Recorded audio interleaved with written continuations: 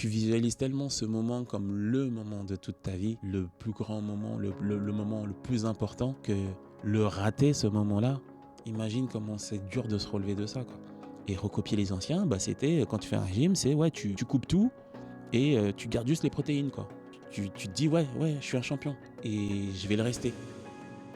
Bienvenue dans Entre Athlètes, le podcast qui met en avant les acteurs du sport en France. Cette semaine, on reçoit Mamedi Doukhara, champion de taekwondo, aujourd'hui photographe professionnel. Bon, vas-y, on est parti. Allez. Du coup, tu me disais quoi, Mamedi Ouais, donc déjà, est-ce que tu vas bien? Parce que c'est ça qu'on commence ce podcast. Nous, on discutait avant, mais voilà, petite politesse. Écoute, tout va bien. Tout va bien. Je me porte en forme et. Je le vois là, franchement, devant moi, il y a quand même une masse de muscles. Je vois qu'en plus, tu as mis un beau t-shirt. C'est ce qu'on parlait justement. C'est quoi le t-shirt que tu portes aujourd'hui En fait, c'est le t-shirt qu'on a fait pour les cours de mon père. Mon père donne des cours d'assouplissement. Je te disais qu'en fait on avait une ancienne collection qui était très coton et dans la nouvelle collection, voilà, pas agréable en plus avec le temps qu'il fait en ce moment. Et donc on a créé en fait des nouveaux t-shirts avec un tissu beaucoup plus respirant et avec un message fort derrière qui est un guerrier n'abandonne jamais, qui est également le titre du livre de mon papa. Il faudra qu'on mette des images. Ouais. Et c'est une phrase, moi, qui m'a porté depuis mon enfance. Donc, c'est une phrase vraiment qui a de la résonance. Dans des moments difficiles, des fois, j'y ai pensé, tu vois. Et quand tu as des phrases comme ça qui t'aident à des moments importants, c'est des choses que tu n'oublies pas et qui ne sont pas juste qu'une phrase posée de manière marketing, quoi, tu vois. En plus aussi, elle se renforce, je pense. Elle a vraiment, exactement, elle a vraiment du sens. Et puis, je pense que tous autant qu'on est, des fois, tu sais, nos parents nous disent des choses. Petits, on ne les comprend pas forcément. Mais ces phrases-là, elles auront peut-être, chez certaines personnes, de la résonance beaucoup plus tard. Tu vois. Donc, c'est pour ça que j'ai pas d'enfant, mais je dis souvent, tout ce qu'on dit à un enfant, l'enfant n'oublie pas. Un jour, ça fait sens. Exactement. Ça peut être, tu vois, moi, ça m'est déjà arrivé pendant une séance de street curl. Parce que là, je t'ai pas dit, mais moi, je fais du street curl. Je sais pas si tu connais ce sport. Pas du tout. À chaque podcast, j'en parle, c'est énorme. C'est un podcast qui est rattaché à la fédé de force. Ouais. Et en fait, c'est un mouvement où tu dois, curler. Ah oui. Et tu sais, t'es contre le mur. Oui. Et en fait, tu sais, le mouvement en soi, tu dois maîtriser qu'un mouvement. Tu vois. Oui. Et un jour, je me retrouve sur une barre. Putain, tu sais, je dois faire des singles. Donc, tu sais, c'est une rep lourde. D'accord. Il y en a 2, je passe pas, tu vois, sur les 4. Et tu sais, je me dis, putain. Et en fait, à un moment, je sais plus, j'avais une phrase qui me revient en tête. Et tu sais, ça m'a refocus dans le truc. Et au final, les 2 barres d'après, je les ai passées, tu vois. Ouais. Parce qu'en fait, une phrase, comme tu as dit, que j'avais entendue il y a quelques temps, là, je l'avais intégrée, tu vois, cette fois-ci. Ouais. C'est comme si mon corps, en fait, avait pioché dans sa réserve. D'après tous les tiroirs possibles, quelle phrase serait utile pour Quentin maintenant? Bam, j'en ai tiré une. Tu vois. C'est ça. Mais écoute, c'était une belle intro, en tout cas, pour le podcast. Moi, comme je t'ai dit, on a ici un nouveau décor. Donc, ceux qui seront habitués, les auditeurs, verront que voilà, c'est plus les 2 fauteuils habitués, etc. J'ai envie de tenter. De toute façon, je fais ce que je veux. Non, je rigole. Mais on va tenter ça. Pour rappel, Mamedi, quand même, si j'ai pas fait de bêtises, champion du monde de taekwondo en 2001, c'est ça, en Corée du Sud. En Coupe du Monde en 2000, tu as fini 3e. Championnat d'Europe, 3e place à Rome en 2008, à Saint-Pétersbourg en 2010, et à Bakou en 2014.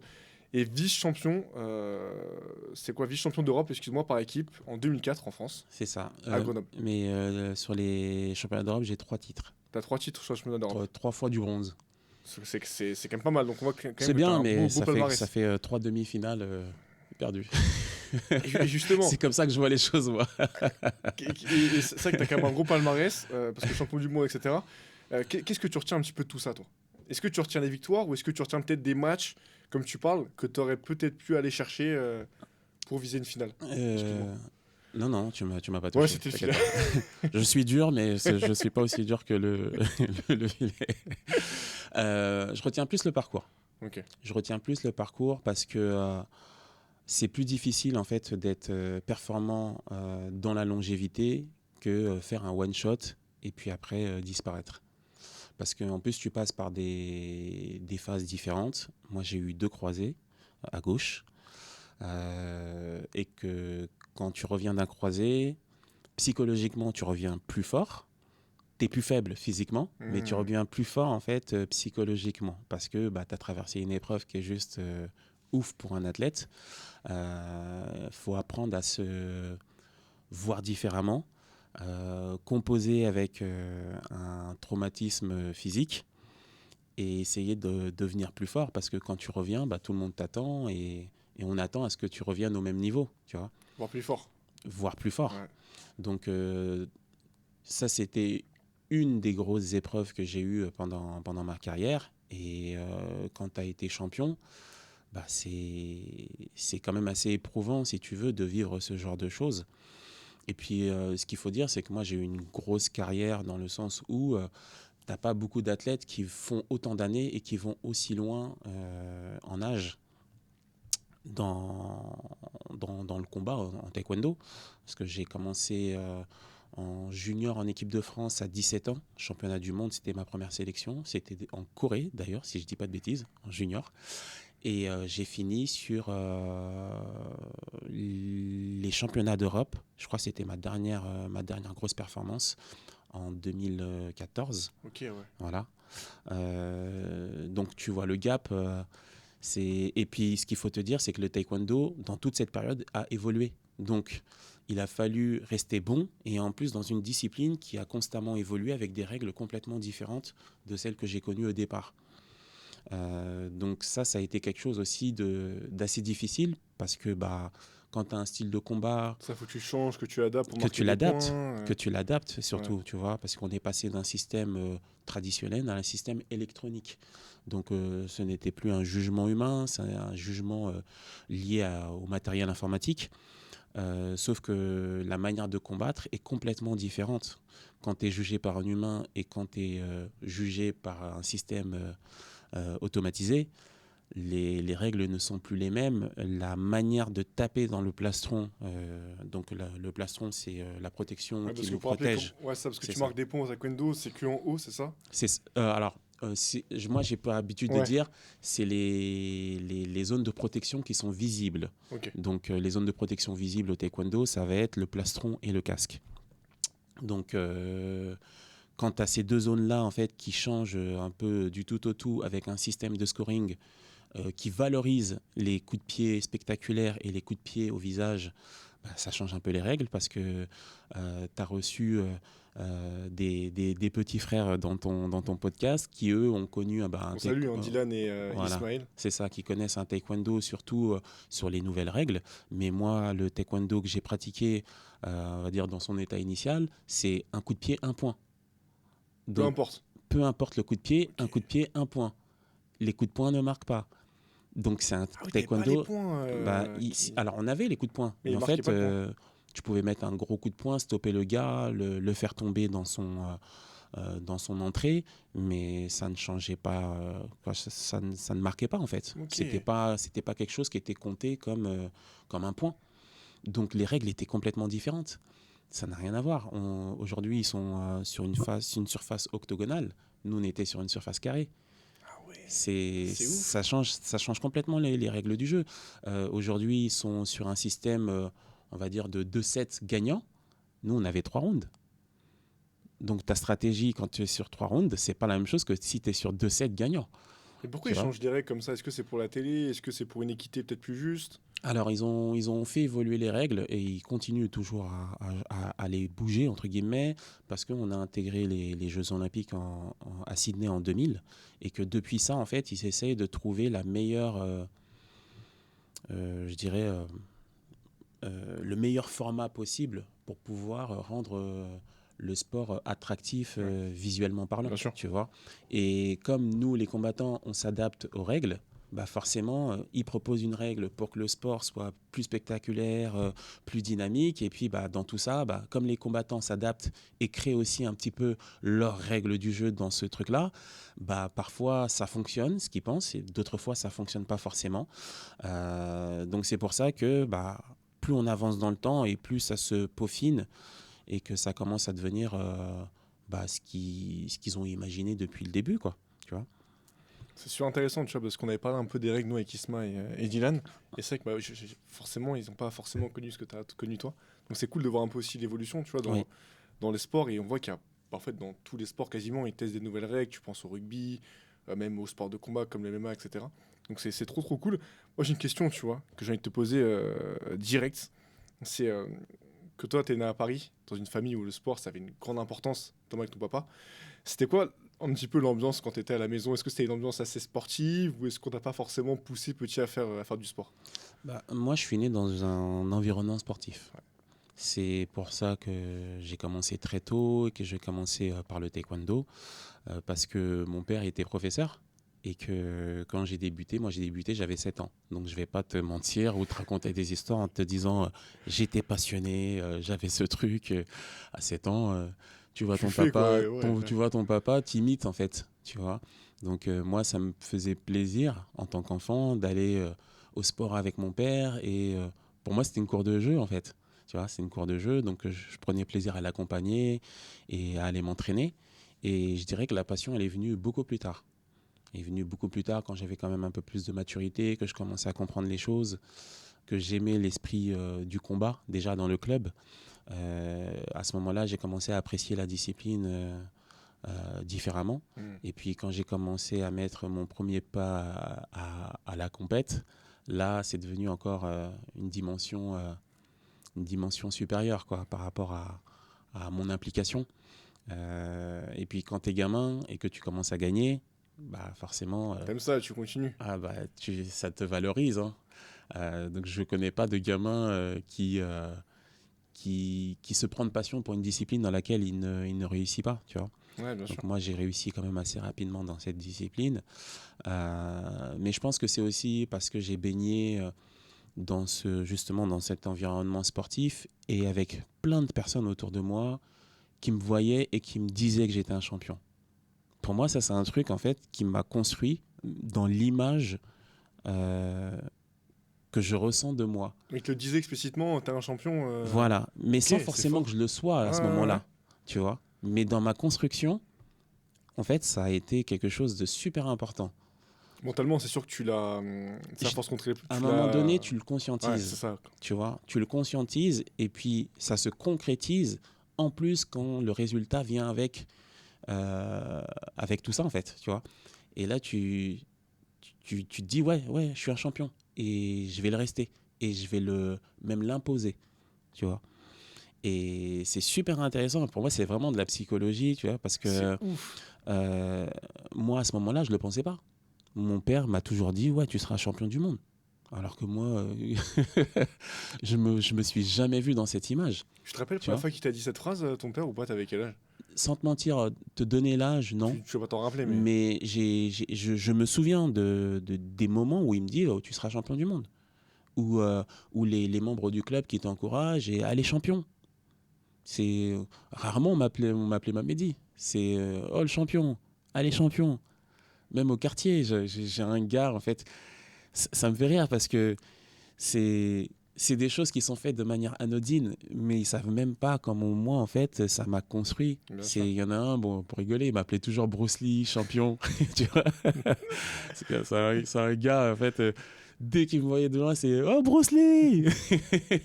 Comment ça va Bruce Lee? Ça va champion? Fais-nous un coup de pied là. Mais sauf que je te jure que c'est des trucs qui te construisent en fait avec le temps, tu vois. C'est la manière on te considère qui fait qu'à un moment donné, ouais, tu te dis ouais, en fait c'est ce que je suis. Mais je l'étais parce que peut-être que dans mon attitude, dès que j'étais petit, j'étais déjà peut-être un modèle, tu vois, à mon niveau, tu vois, chez les enfants. Je ne m'en rends pas compte, hein, mais il y a peut-être des choses qui font que ceux qui m'appelaient champion, c'était pas pour rien, quoi, tu vois. Il y avait une raison derrière. Ouais. Et qu'en plus, quand tu parles de champion, on sait que t'as été très tôt champion du monde. T'as été champion du monde à quel âge? T'étais À 19 ans. 19 ans, c'est ça? 19 ans. Donc c'est Ouais. vachement jeune. Toi, Ouais. comment tu le vis d'être champion aussi jeune? Est-ce que tu vis ça comme une fin en soi? Est-ce que tu te mets la pression? Est-ce que au contraire, t'en veux encore plus? Tu veux encore plus gagner? C'est quoi un peu ton état d'esprit C'est un peu c'est bizarre de le dire comme ça, mais pour moi, c'est un peu un accident. Ok. Parce que rien n'était prévu. Rien n'était prévu. Même moi, jamais j'aurais pensé. J'y pensais pas, en fait. Ah, tu penses, ouais, J'y pensais tu pas. pensais pas à gagner aussitôt, quoi. Oui, je pensais pas gagner aussitôt, mais en fait, moi, je voyais pas les choses par l'âge. Je voyais plus les choses par mon implication et tout ce que je faisais. Tu vois, Euh, Quand tu es jeune et que tu deviens champion, tu te dis pas, ouais, je suis jeune et je suis champion. C'est, en tout cas, de la manière Ouais, dont je ouais, l'ai ouais. vécu, tu vois, moi, quand je suis devenu champion, moi, j'ai vu surtout tout ce que j'ai dû faire derrière, tout ce que j'ai souffert, tu vois, là, les gens ne voient pas. Moi, je me souviens des moments où, quand je suis rentré en centre de formation, parce que j'ai dû quitter justement mon domicile, je suis parti à mes 17 ans, j'étais à Aix-en-Provence et pendant 4 ans, bah, je me suis entraîné avec l'élite français, des gars en fait que je regardais dans les magazines. Là, j'étais avec eux. Moi, quand je suis arrivé dans cet environnement-là, je me suis dit, moi aussi, je veux être comme eux, je veux leur ressembler, je veux être un champion, tu vois. Et on avait un espèce de quoi, pas de rituel, hein, ça faisait juste partie du programme. Le lundi matin, c'était footing 5 à 6 bornes, tu vois, dès le matin.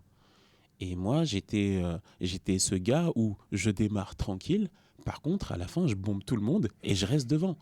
Et je me souviens de choses que j'ai faites. Je sais pas, c'est peut-être bizarre, c'est peut-être propre à chacun, c'est parce que tout le monde ne le dit pas forcément, mais moi je me souviens des moments où je cours, je suis devant, c'est dur, je pleure. Je cours, je pleure pendant que je cours, tellement c'est dur, Tellement que c'est dur, ouais. mais je reste devant, tu vois.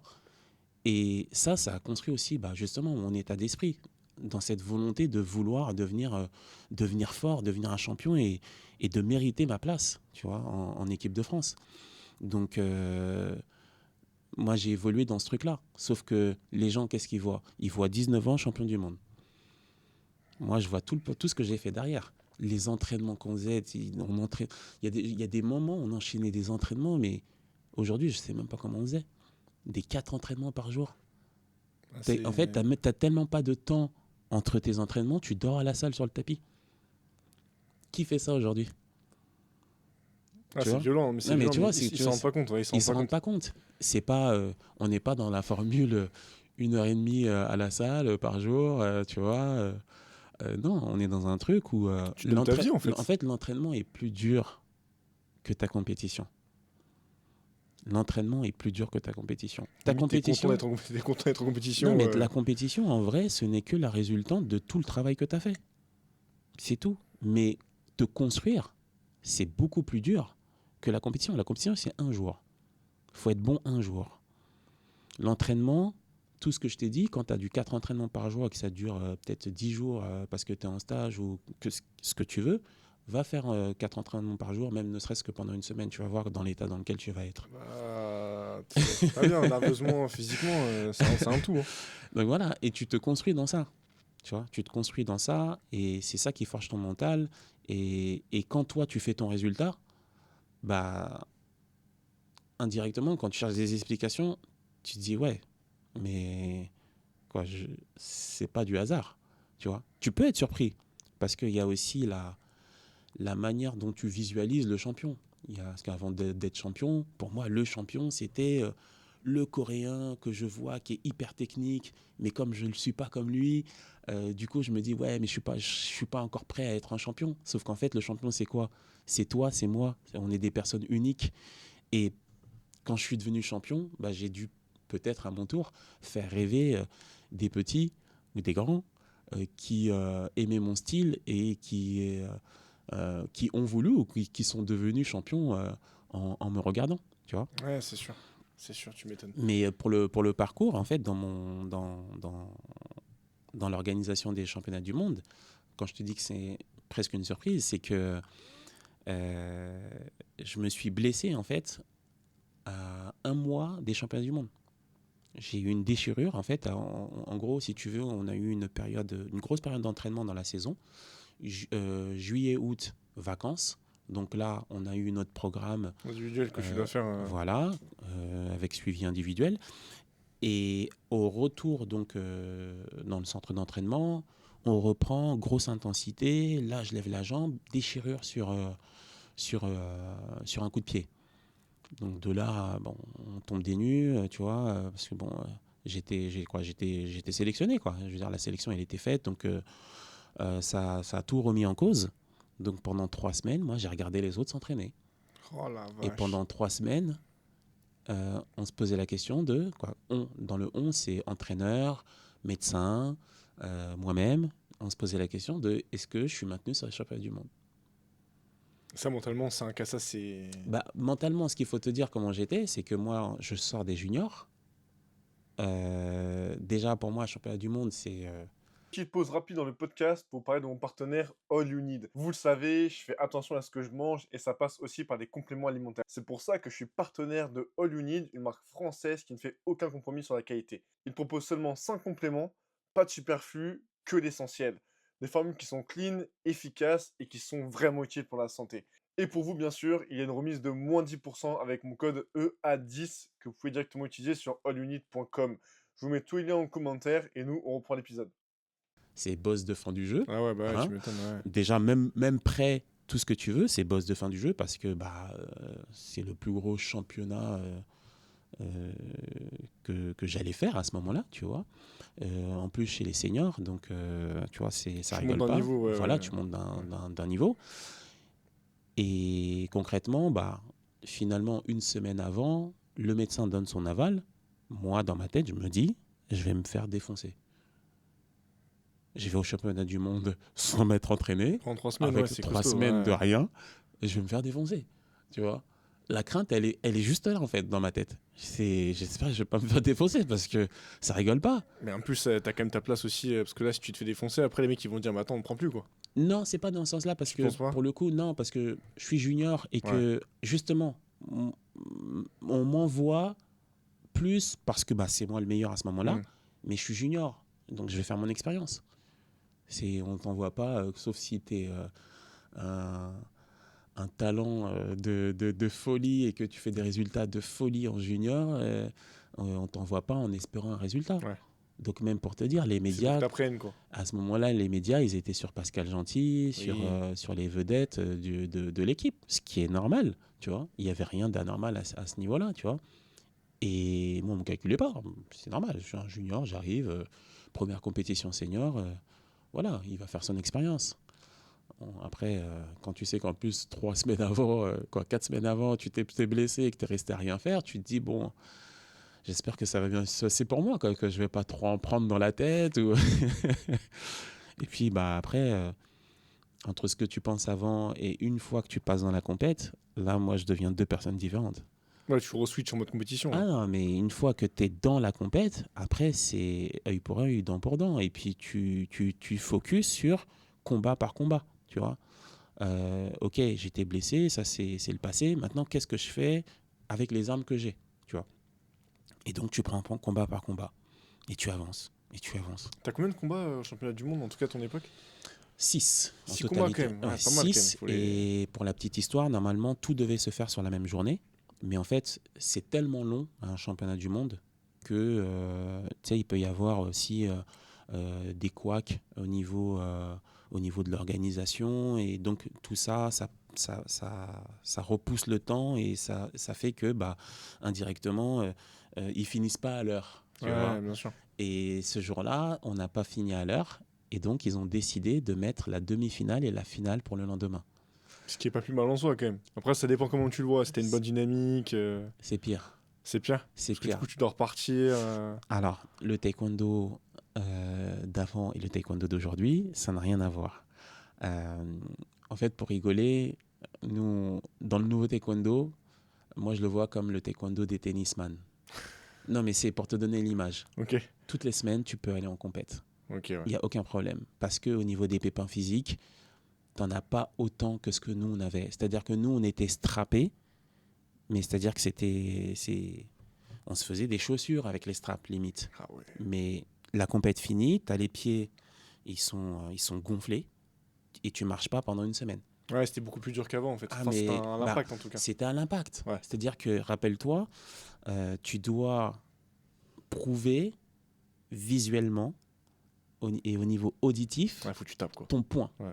D'accord? Donc, peu importe la personne que tu es, si je te dis ça et je te dis, bon, maintenant, tape dans ce plastron et fais en sorte que le juge de coin valide ton point, mais tu vas mettre une énergie dans ton coup de pied, elle va être impressionnante.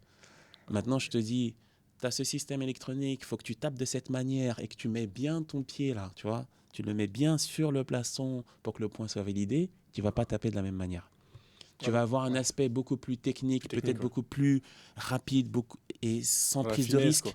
En finesse, sans prise de risque, tu vas peut-être être moins engagé pour pas te refaire toucher derrière. Alors que sur le taekwondo que j'ai connu, c'était un taekwondo qui était très engagé, très impactant, fort dans la présence physique. Alors qu'aujourd'hui, tu peux faire un cinéma, c'est le système électronique qui est valide. Donc, tu comprends la nuance. Aujourd'hui, c'est complètement différent. Donc, il y a aussi une préservation, justement, sur la santé de l'athlète. Quand tu peux enchaîner les compètes de cette manière, tu préserves les athlètes et tu peux mettre beaucoup plus de densité sur les compétitions. Bien sûr. Tu vois. Alors que nous, à l'époque, tu fais une compète, je t'ai dit, on ne te revoit pas. En plus, il faut encaisser les chocs aussi. Faut t'encaisser les coups. Ouais, mais ça on a l'habitude. On a l'habitude. Normal. Non, mais ça reste un sport de bien combat. Sûr, oui, bien sûr. Tu as des sports de combat aujourd'hui comme le MMA, ils n'ont pas de plastron. Ouais. Et ils encaissent les coups. Nous, on a un plastron. De l'extérieur, ça peut paraître violent. Alors, le taekwondo de l'époque, il pouvait paraître violent, mais ça fait pas mal. Quand tu es focus dans le combat, quand tu prends un coup, tu prends un point. Tu prends pas un coup et avec de la douleur. Tu comprends ce que je veux dire? Ouais, bien sûr. Sauf si vraiment t'as un mec en face de toi, c'est un monstre et qui t'a tapé à un endroit où voilà. Mais moi, j'ai pas souvenir de combat où le mec me tape et j'ai mal. Tu vois? Non, c'est quand il me tape et que ça fait un bruit de malade, dans ma tête, je me dis j'ai pris un point. Est-ce que tu vas quand même au KO dans des combats comme ça où c'est vraiment ton but c'est pas de mettre KO le mec quand même, c'est juste de marquer plus de points? Le KO, c'est un accident. Oui, voilà, donc c'est pas le but. C'est pas un truc qui est pensé. Okay. Et puis nous, on n'a pas suffisamment de rounds, si tu veux, pour penser le KO au moment où tu vas mettre ton coup de pied. Tu vois. Okay. Même quand on avait 3 rounds, on reste quand même dans un état de fraîcheur où pour mettre le gars KO, faut pas mal de paramètres. Déjà de la précision forcément, de la fatigue de l'autre côté, tu vois, et que dans un combat même de 3 fois 3 minutes, il n'y a pas suffisamment de fatigue pour penser à un moment donné, avant d'envoyer le coup de pied, là je vais le mettre KO et je le mets KO. Moi ça n'est jamais arrivé, ce genre de choses. C'est pour ça que je te dis que le KO c'est un accident. Tu cherches à combattre, mettre tes points, et puis à un moment donné, tu as visé juste au bon endroit, et puis le mec il n'a pas été vigilant, il n'a pas bougé, et puis voilà, tu l'as mis KO, point, tu vois. Mais non, j'ai jamais anticipé mes KO à ce point-là, quoi. C'est intéressant parce que, tu sais, on parle un peu du MMA, Mixed Martial Arts. Oui. Moi, je serais curieux de voir un peu, tu vois, si tu prends les différents sportifs des différents sports de combat. Je me rends pas compte, en fait, à quel point, toi, tu penses que tu aurais pu peut-être performer un petit peu dans ce sport-là? Le MMA? Ouais. Parce que tu avais fait une vidéo avec Greg à un moment, je crois, oui, il y a longtemps. Oui, dans ses débuts, en fait. Ouais, quoi, dans les débuts des vidéos, un petit peu dans ce genre-là. Ouais. Après, c'est une question dure, parce que Non, c'est pas dur. C'est simplement qu'aujourd'hui... je dis aujourd'hui, mais en fait, non, avant, c'était comme ça aussi. Tous les sports de combat essaient de se comparer. Ouais, mais il y a des règles. Ouais. En fait, il y a des règles. Donc, s'il y a des règles, forcément, tu me dis dans un sport qui est plus ouvert que le mien, est-ce que je pourrais être bon dans un sport qui est, si tu le compares au MMA, limité? C'est très limité. Comment je peux être bon dans le MMA alors que je suis bon dans une limite du MMA?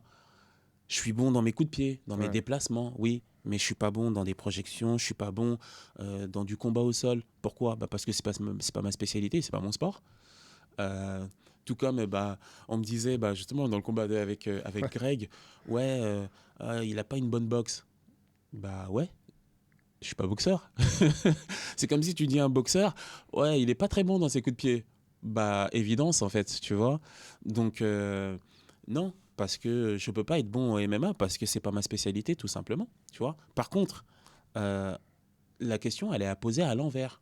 C'est-à-dire que est-ce qu'un gars du MMA qui lui est censé justement maîtriser l'ensemble des arts martiaux, est-ce qu'il serait capable d'être bon dans une spécificité, comme on voit avec certains combattants MMA qui vont dans des combats d'exhibition, boxe anglaise, ou là tu vas faire juste boxe française ou juste taekwondo. tu vois. Et là, tu vas voir que le combattant MMA, ah oui, il a quand même des bonnes facultés en taekwondo ou en boxe ou en judo. Oui, mais tu peux pas demander dans un sport qui est spécifique, est-ce que tu serais bon dans un sport où on te demande de compléter l'intégralité de ton panel technique et de savoir tout gérer, alors que j'ai pas été formé pour ça. Ouais, mais Tu non, comprends? je suis d'accord. Et pour moi, c'est une Ouais. logique où il n'y a même pas de débat, en fait. Mais il y en a Tu plein vois? justement qui se posent la question, mais c'est vrai qu'au final, c'est pas possible en fait. Tu vois, tu peux pas. Et ça a commencé d'ailleurs comme ça, les sports de combat, le MMA. Ça a commencé par différents sports tu sais, Oui, de oui, combat qui oui, s'affrontaient, oui, tu vois. oui, oui, c'est ça. Et Oui, justement. c'était Oui, le bazar, mais quoi. C'était... c'est, ça veut tout dire et rien dire parce que si tu veux faire de la bagarre, c'est pas. En fait, la plupart du temps, pour moi, comparer en fait deux disciplines qui n'ont rien à voir, ça n'a pas de sens. Ça n'a pas de sens. Si tu veux savoir qui est le meilleur, mets-les dans la rue et fais-les combattre. Voilà. Oui. Maintenant, deux disciplines, tu en as forcément une qui va prendre le dessus sur l'autre, soit par rapport au bagage technique, soit par rapport à l'individu. Mais ça n'existe pas, en fait, de juger une discipline à travers deux personnes. Parce que peut-être que le combat judo taekwondo, toi et Il y en a moi, je plein vais qui le le font, ouais, gagner ouais. et que un autre va le perdre. Hmm. Est-ce que ça veut dire pour autant que le judo, le taekwondo est moins bon tu vois? Non. Ouais, je suis d'accord. C'est C'est des sports à subjectif. part En entière. fait, en vrai, c'est subjectif. Ouais, carrément. C'est Ouais. subjectif parce que ça dépend des deux personnes que tu as en face de toi et de leur passif et de leur capacité d'adaptation et la stratégie qu'ils ont aussi. Parce qu'il ne faut pas oublier que tous les sports de combat, c'est une stratégie. Ah, t'es pas un bourrin qui va te jeter dans l'arène. Tu Hein. sais que le mec en face de toi, il fait du judo. Déjà, tu vas éviter les Je suis resté à mi-distances. distance. Ouais, ouais. C'est de la logique, tu vois. Donc, comparer les disciplines, pour moi, ça n'a pas de sens. Ah, c'est une très bonne réponse, mais c'est vrai que. Parce qu'en plus, je fais ça, mais aussi sur YouTube, tu vois, souvent, comme t'as dit, les Oui, judo versus JJB, tu vois. Parce que moi, j'ai fait un peu de JJB, mhm, et du coup, j'étais bombardé de judo versus JJB, mais en fait, tu te dis, putain, ça n'a aucun sens. Et comme tu dis, peut-être que demain, tu prends deux autres personnes, peut-être que le combat, il a rien à voir. exactement. Mais écoute, on a fait une belle aparté dessus. Il y a un point, quand même, que je voudrais qu'on aborde ensemble, c'est que dans ton palmarès, malheureusement, je vois pas les JO. Et non, mais c'est pas un truc. Mais du coup, parce que le taekwondo, ça a été mis au JO à Sydney, ça, tu m'as dit. À Sydney en 2000. Après, ils l'ont tout le temps gardé. Parce que Oui. je sais qu'au JO, parfois, les mecs qui mettent des épreuves, ils en retirent, etc. Et du coup, c'est tout con, mais qu'est-ce qui a fait que, du coup, champion du monde, mais malheureusement. Et jamais au JO. Voilà, qu'est-ce qui s'est passé? C'est les JO et moi, c'est une grande aventure. Une grande aventure. Donc oui, comme tu l'as dit, nous, on a intégré les JO déjà en sport de démonstration à Séoul en 88. Si je ne fais pas d'erreur dans les dates. Et en 2000, on est devenu discipline officielle aux Jeux Olympiques et on a toujours été jusqu'à ce jour, 2025, plutôt 2024. Il y avait à Paris, en effet, voilà, ouais. on est toujours resté, on n'est jamais sorti. En 2000, moi, j'ai pas été concerné par les JO à Sydney. D'ailleurs, j'ai été intégré en équipe de France dans cette optique-là. Dans l'optique, au départ, d'être un sparring pour ceux qui se préparaient à ce moment-là pour les Jeux Olympiques de Sydney. Et puis après, j'ai fait ma place et ça m'a permis de rester en équipe. Ensuite, j'ai été concerné pour les Jeux de 2004, Athènes. Donc, j'ai été très surpris au départ. Tu vois, parce que je ne pensais pas être concerné, même si j'avais eu le titre dans l'Olympiade. L'Olympiade, c'est entre 2000 et 2004. Hein. J'ai eu le titre de champion du monde donc en 2001. J'ai été agréablement surpris de faire partie justement des combattants potentiels à aller chercher la sélection, le ticket pour les Jeux et ensuite voir combattre aux Jeux. Donc ça a été une grosse bagarre. Une grosse bagarre parce que ce qu'il faut savoir, c'est que pour les Jeux Olympiques, ils ont divisé on a 8 catégories. Ils ne les ont pas divisées, ils les ont regroupées. Ils ont regroupé les catégories par 2. Okay. Donc en gros, de 8 catégories, on s'est retrouvé à 4 grosses catégories. Et donc ça sous-entend que quand tu regardes bien, sur les 8 catégories, il y a forcément les 2 meilleurs Français de chaque catégorie qui vont se retrouver à s'affronter pour savoir qui va être le meilleur et qui va potentiellement aller aux Jeux Olympiques. Donc je me suis retrouvé en confrontation avec Christophe Négrel à l'époque, qui était un moins de 72, donc la catégorie juste en dessous de la mienne. Donc Christophe Négrel, qui est mon ancien, mon aîné en équipe, très grosse expérience, très bon combattant, qui a été vice-champion du monde avant moi. Et donc je me suis retrouvé en concurrence avec Christophe Négrel. Donc c'était pas quelque chose C'est costaud. de simple, c'était quand même assez costaud. Et puis c'est bien parce que ça te permet de repousser tes limites et de donner vraiment ton maximum. Et voilà, mais ils ont préféré le choisir. Après, c'est des choix de la DTN, hein. C'est des choses qui ne m'appartiennent pas.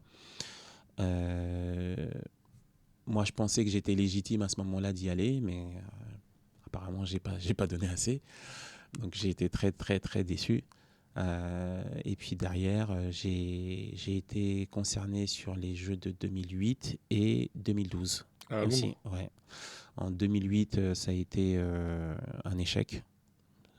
Parce que là, pour le coup, j'ai été sur la sélection mondiale pour pouvoir aller chercher mon ticket. Mais j'ai eu un tirage, mais comme jamais, en fait, j'aurais pu avoir. À l'époque, il n'y avait pas encore de... comment on appelle ça, de ranking. Donc en fait, les rankings, comme dans toutes les disciplines, ça te permet en fait de garder les meilleurs pour la fin et pas d'avoir d'entrée, premier tour, les meilleurs qui s'affrontent et puis à la fin, ça tu vois. Mais là, c'était un carnage. Ah oui, il n'y avait pas les rankings à l'époque. Non. Ça, c'est quand même une grosse révolution. C'est après les Jeux de 2008. D'ailleurs, aux Jeux de 2008, pareil. Hein, par exemple, notre poids lourd avec le poids lourd malien, qui était double champion du monde, sont tombés au deuxième tour ensemble, alors que c'était potentiellement la finale qu'on espérait tous. Mais quand je dis qu'on espérait tous, c'était même au niveau international. Donc à partir de ce moment-là, ils ont commencé à imposer un ranking. Mais voilà, moi je me suis retrouvé avec premier tour... il avait combien de titres? Premier tour, je me prends l'Iranien, 3 fois champion du monde. Ah ouais. Pour les connaisseurs de taekwondo, Youssef Karami. Et au deuxième tour, j'avais Steven Lopez, 4 fois champion du monde, 3 fois médaillé aux Jeux Olympiques. Donc, pour te dire, c'était quand même assez costaud. J'avais un palmarès, mais pas assez costaud face à ces types-là, quoi, tu vois. Donc non, pour moi ça a été un échec parce que j'ai perdu au premier tour et que voilà, j'avais vraiment plus fort que moi à ce niveau-là. Et troisième déception pour les Jeux, donc Jeux de 2012, où là clairement je me fais voler sur ma sélection. Au moment donc c'était qualification européenne. Okay. Je me fais voler, c'était en Azérie, je combats l'Azérie et voilà, et ils l'ont fait passer, ils me mettent pas forcément tous les points. Parce qu'à l'époque c'était un camp manuel. Oui. C'est ça, voilà. Oui, okay. C'était manuel. Et donc, d'ailleurs, pour la petite anecdote, quelques mois après, il y a les Anglais qui me contactent pour que je sois le sparring de leur athlète, qui était Aaron Cook, qui est une valeur sûre que beaucoup de monde connaissent justement dans le taekwondo. Pour que je sois son sparring pendant 1 mois à Macao dans le camp des Anglais, donc à quelques semaines des Jeux. Et là-bas, l'entraîneur des Anglais me dit, on a regardé ta qualif européenne et tu perdais pas le combat, quoi. Le combat, tu devais le gagner, ils t'ont pas mis tous tes points. Donc quand les étrangers eux-mêmes te disent tu t'es fait voler sur ton combat, c'est vraiment il n'y a pas d'erreur, quoi. Tu vois, tu peux être un peu chauvin entre Français, penser que mais normalement tu méritais mieux ou ton combat tu t'es fait voler, mais quand c'est les étrangers qui le disent alors qu'ils n'ont aucun intérêt en vrai, c'est que voilà, je me suis pas menti, quoi. Et tu peux rien faire quand c'est comme ça, tu peux pas faire appel, tu rentres chez toi, quoi. J'ai envie de te dire, tu sais, c'est politique. Ouais. Voilà, c'est politique et que des fois, si tu dois pas passer, tu passeras pas, quoi. Peu importe. Ils font en sorte que tu ne passes pas. Voilà, c'est surtout ça. Mais tu vois, comme quoi, parfois c'est un peu ce que je trouve dommage. En tout cas, maintenant, c'est cool si c'est électronique parce qu'en soit, t'as moins ce problème-là. Mais c'est ça, en fait, tu t'entraînes et en fait, ils se rendent pas compte que, tu vois, pour toi, ne pas aller au JO, ça, dans une carrière, c'est un moment qui peut être fort, tu vois. Ah oui, non, mais c'est l'aboutissement, c'est un rêve, c'est plein de choses. Mais Mais ça se joue à rien, quoi. C'est ça qui est fou, c'est que en fait toute ta vie dans le sport de haut niveau, de toute façon tu le sais mieux que moi, de ce que je peux voir avec tous les sportifs que moi je reçois, c'est qu'en fait ça se joue à rien. ça se Tout le joue à temps, rien. en fait tout le Ouais. temps t'es sur le fil, quoi. Mm. C'est Tout ça le qui est temps. fou. Mais après, c'est le haut niveau. Ouais, bah ouais. C'est le haut niveau. Des fois, c'est une petite chose qui va faire la différence. Mais c'est pas fatigant quand même à force d'être toujours, tu vois, où en fait tu vis avec, au bout d'un moment t'es conditionné comme ça. Bah, j'ai envie de te dire, c'est la plus grande capacité des sportifs de haut niveau. Tu vois, c'est de savoir à chaque fois se remettre en cause. Tu vois, ok, j'ai gagné, ok, j'ai perdu, et ben on repart. Tu vois, t'effaces rien, tu gardes tout, mais tu continues Et tu repars. et tu repars. Tu vois, tu vas chercher ce challenge de manière permanente. Et en vrai, ce qui booste, c'est le challenge permanent.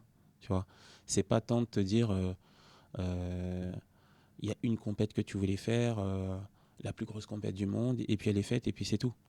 C'est quand tu regardes bien, tous les champions, tous les grands champions, ils ont fait les Jeux, ils ont fait championnat du monde, ils ont fait championnat d'Europe, ils veulent refaire. Et s'ils ont fait 2 fois, ils veulent le faire 3 fois. Tu vois, en fait, c'est ça notre force, en fait, chez les sportifs de haut niveau. C'est de savoir se relever, euh, du positif comme du négatif, hein, quoi. Du négatif comme du positif, tu vois. Mais c'est de repartir à chaque fois, tu vois. Là où peut-être certains vont trouver une lassitude, nous, il n'y a pas de lassitude, c'est notre job. On part à chaque fois au front et puis on reset les objectifs. Et parfois, il faut même passer par ces échecs-là pour aller chercher des victoires plus tard. Parce que ça va changer des choses en toi, ça va te donner une rage, une envie, une détermination qui sera complètement différente que si tu n'as raté qu'une fois. Tu vois. Hmm. Donc, on se construit dans tout ça. On se construit dans tout ça. Et c'est pour ça que même aujourd'hui, j'ai pas de regrets par rapport au jeu. C'est frustrant, oui, mais j'ai pas de regrets parce que ça a construit la personne que je suis aujourd'hui. Tu vois. Et peut-être que je serais différent si je les avais eus. Et peut-être que je serais différent si je les avais faits et que j'avais perdu là-bas. Parce que ça détruit des athlètes aussi. Ça, faut le savoir. Alors, on a vu Et tu après vois, Paris, il y en a, ils ont raté à Paris, il y a eu beaucoup de blessures, hein. Tu vois, des personnes qui en fait ont mal encaissé, etc., qui après du coup sont blessées. tu sais, moi, c'est ce que j'ai pensé. On parle souvent, là à Paris, on parlait des champions, tout ça. Moi, je pensais à ceux qui avaient raté. Parce que je sais ce que ça fait. En tout cas, pas forcément sur la compétition. Hmm. Mais tu visualises tellement ce moment comme le moment de toute ta vie, le plus grand moment, le moment le plus important, que le rater, ce moment-là, imagine comment c'est dur de se relever de ça, quoi. Il y en a, ils se relèveront pas. Il y en a, ça restera un traumatisme à vie. Ouais, mais c'est puissant. C'est pas simple. Ouais, mais c'est passionnant. En tout cas, on a fait un bon point sur ta carrière, je suis content. Au téléphone, forcément, ce qu'on s'est dit, c'est aussi de l'après-carrière. On va prendre un petit peu de temps pour en parler. Toi, ta carrière, maintenant, ça fait quelques temps quand même que tu l'as arrêté. C'est ce qui est cool aussi. C'est que bah, maintenant, tu es photographe pro depuis quelques temps. Tu as pu bosser avec pas mal de sportifs. Tu as aussi eu le projet Chercheur d'or. Oui. Je crois que tu as photographié 130 sportifs, il me semble, C'est ça. avant les JO. Donc voilà, toi, comment tu l'as vécu ta fin de carrière? Et c'est une question que j'aime bien poser. C'est à quel moment, en fait, tu as senti que là, fallait que tu mettes de côté ta carrière de sportif pro pour faire autre chose? Est-ce que c'est ton corps qui t'a dit stop? Est-ce que tu en as eu marre? Parce que bah, j'imagine que bah, quand tu es sportif de haut niveau, c'est aussi beaucoup de régime, beaucoup d'entraînement, il y a beaucoup de contraintes. Voilà, qu'est-ce qui a fait que tu es passé de la carrière de sportif pro à ta vie d'aujourd'hui et tu continues le sport d'ailleurs? Tu vas nous dire un peu tout ça. Mm. Bah, tu sais, avant d'arriver dans ta fin de carrière, tu visualises la fin de carrière comme un espèce de trou noir. Moi, c'est comme ça, en tout cas, que je le visualisais. Parce qu'en fait, indirectement, ça devient le début de la fin de ta vie, en fait. Ok. Tu vois. Parce que quand tu existes en tant qu'athlète, tu as du mal à te visualiser dans l'après, dans autre chose. Donc, quand tu le visualises de loin, tu vois du noir. Tu n'arrives pas à te projeter dans quelque chose, tu vois. Et j'ai toujours eu une hantise quand j'étais athlète. C'était le respect de le respect de ma propre personne. C'est-à-dire, euh, je voulais pas en fait changer physiquement, tu vois. Parce que forcément, tu t'entraînes moins, tu manges plus, tu es plus soumis à un régime de poids. Donc forcément, bah, tout ce que tu as, on va dire, contrôlé pendant des années et des années, bah, dans l'après-carrière, tu vas forcément prendre du poids et te Bien sûr. modifier. D'accord. Il faut prendre en compte que de mes 17 ans à mes 36 ans, je suis resté dans la même catégorie de poids. Ça, c'est impressionnant aussi. Ils s'en rendent pas compte, les gens, mais Et c'est pour ça que en fin de carrière, tu as des transformations physiques, notamment pour ceux qui sont euh, euh, sportifs dans les sports de combat, qui sont parfois impressionnantes. Parce que on est tout le temps dans le contrôle de notre poids, mais quand le contrôle de ton poids il a débuté depuis ton adolescence, à un moment donné, c'est comme si on avait freiné en fait une évolution naturelle. Ouais, Tu ok, vois, ouais. dans une évolution naturelle, de 17 ans à 36 ans, tu prends n'importe qui, forcément, les gens s'épaississent. Tu vois. Après, soit ils s'épaississent du ventre ou musculairement, mais ils s'épaississent quoi qu'il arrive. Tu vois. Sauf que nous, en fait, à chaque fois, on revient dans notre catégorie. Tu vois. Quand je dis on revient, c'est pour la compétition, parce que tu ne vis pas avec le poids de compète, mais c'est pas aussi extrême qu'en MMA, par exemple, où tu as des régimes de 10 kilos, 15 kilos, 20 Ouais. kilos. Moi, j'ai jamais fait ça. J'ai toujours fait en sorte de monter à 2 kilos, voire max 3 kilos. Mais 3 kilos, c'est vraiment, je suis parti en vacances pendant 2 mois, j'ai rien fait. Sinon, en général, j'étais à 2 kilos au-dessus de ma catégorie.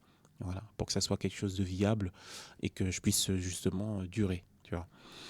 Et quand tu as connu ça toute ta carrière, bah, ça fait flipper en fait dans l'après, tu vois.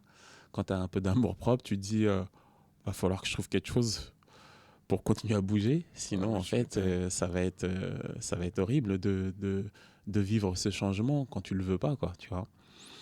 Donc j'ai commencé à conscientiser le fait qu'il fallait que je trouve une discipline. Et pourquoi t'as pas continué justement le taekwondo? Parce que pour moi, c'était pas possible de continuer. Alors, t'as régressé? Alors déjà, Ok, ouais. justement pour plusieurs raisons. La première raison, bah, si tu m'enlèves la compétition, pour moi, il n'y a plus de raison de s'entraîner dans la manière dont je m'entraînais. Ce qui faisait que j'étais bon, c'est les objectifs. Ce qui faisait que je m'entraînais dur, c'était les objectifs. Si tu enlèves la compétition, il n'y a plus d'intérêt pour moi de m'entraîner de la même manière, déjà. Donc forcément, comme tu l'as dit, tu vas évoluer dans une discipline où tu vas régresser. Donc il n'y a rien de pire que se voir régresser dans sa Ouais. propre discipline, tu vois. Parce que là, tu vas justement te voir dans une espèce de vieillesse et de dégénérescence de tes capacités. Et je voulais pas, en fait, tu vois. Et puis, je voulais changer, en fait. Parce que faire la même chose, arriver en patron dans ma discipline, avec mon titre, et puis je trouvais pas ça intéressant. Et c'est pour ça, tu vois, tout à l'heure, je te disais, notre capacité en tant que champion, c'est avoir cette capacité à remettre tout à zéro et repartir. Moi, j'étais prêt, en fait, à ma fin de carrière, je recommence une discipline et je deviens quelqu'un d'autre ailleurs, tu vois. C'est incroyable. Mais regarde, si tu regardes bien les champions, ceux qui font ça, tu vas voir que bah, un mec comme Lizarazu, Ouais, regarde, t'en oublies même que les gars, c'est un footballeur, quoi, c'est tu vrai. vois. Je fais tellement de trucs maintenant en plus. Tu vois ce que je veux dire? Waouh, ouais. Et t'as plein de gars comme ça, en fait, tu te rends compte que ce qui font de eux un champion, finalement, c'est ce qu'ils sont, en fait. Tu vois, c'est pas juste la discipline qu'ils ont choisie, tu vois. Et j'avais besoin de me challenger. Voilà, pour moi, c'était un challenge, tu vois, de te remettre dans une nouvelle discipline, de pouvoir kiffer des nouvelles sensations, euh, d'avoir je dirais j'ai pas les mots, mais Parce que le sentiment de un se peu retrouver dans la position du des débutant, débutants, ouais. tu vois. Je suis quand même champion du monde de ma discipline. C'est pas facile quand même, tu C'est vrai que vois. t'arrives, tu recommences à zéro, ouais. T'arrives, t'es un patron dans ta discipline, tout le monde te connaît, et t'arrives ailleurs, tu sais, T'es personne, c'est... tu repars de Déjà, zéro, quoi. personne te regarde, tu vois. Tu repars de zéro et tout le monde te met des corrections, tu vois. C'est intéressant. C'est intéressant. Et moi, j'étais prêt à justement apprendre tout ça. Mais quand tu es prêt à apprendre tout ça, il y a aussi une part de toi qui fait que, comme tu es un champion, tu l'acceptes pas, ce truc. Ah bah Donc, tu vas chercher à ouais. évoluer parce que tu sais qui tu es et que la flamme que j'ai en moi, c'est pas le taekwondo, tu vois. Moi, je me considère comme un athlète dans le sens large du terme. Donc, qu'est-ce qui fait que j'ai réussi à devenir champion en taekwondo? Et cette formule-là, tu me la mets dans n'importe quelle discipline, Tu arriveras. j'y arriverai à un moment donné, tu vois. Ah, c'est intéressant. Pour moi, c'est vraiment l'état d'esprit Mm. qui fait que, sinon on serait des robots. Tu vois, ça veut dire que tu prends n'importe qui, tu vas chercher dans la rue, tu dis, toi, tiens, on va te faire des entraînements, on va te faire ci, on va te faire ça, on va te faire des étirements et tu vas devenir champion de taekwondo. Non, en fait. Le champion, c'est une personne, c'est une individualité, c'est un état d'esprit, c'est un mental, tu vois.